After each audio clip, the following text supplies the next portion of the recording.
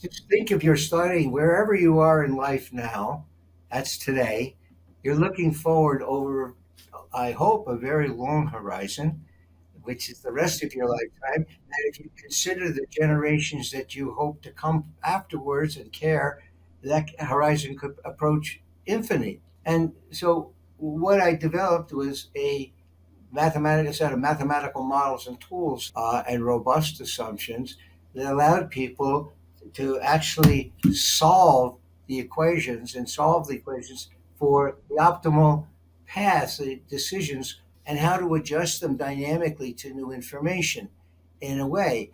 And the part that I've enjoyed is when I did the work a long time ago, over 50 years ago. It did characterize the real world in my view, but today it is, much more closer to the real world. The practice has gone to theory. You know, I have a model that the model had trading all the time. Well, trading once a day would have been good enough back then. Today we have trading going on in milliseconds. It's pretty close to continuous. So that's what I mean by practice coming to the theory. So it turns, and we have machine learning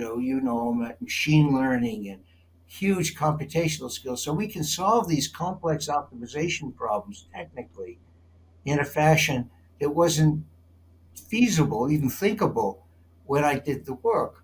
So in some ways, I've enjoyed seeing the way the world's evolved with technology, that this work seems to be even more implementable. I'm happy to have made some contribution that to that pretty broad topic, and I look forward to the implementation.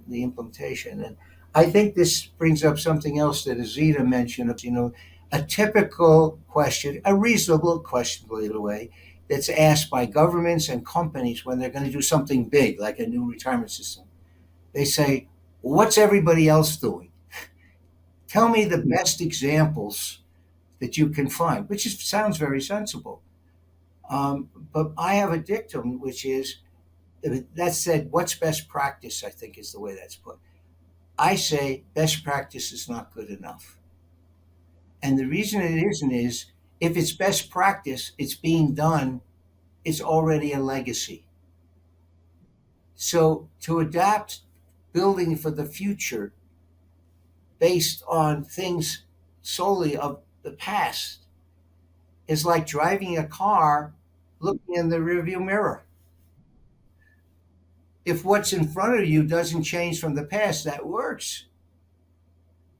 But if there's a change, that's a disaster. Well, the one thing I think we could all agree on is the world is changing, technology and others.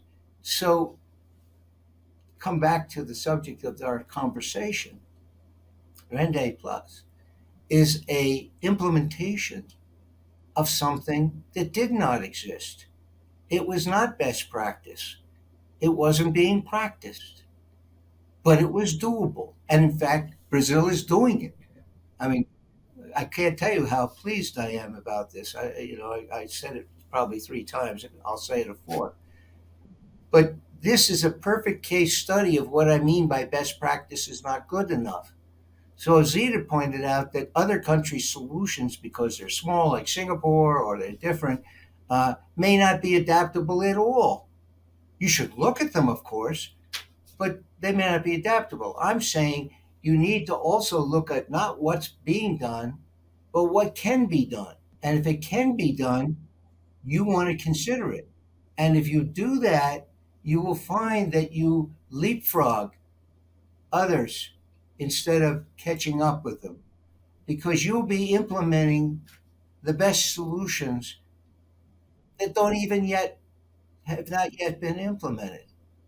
And so I want to take this occasion to underscore that about every sort of planning for important big projects.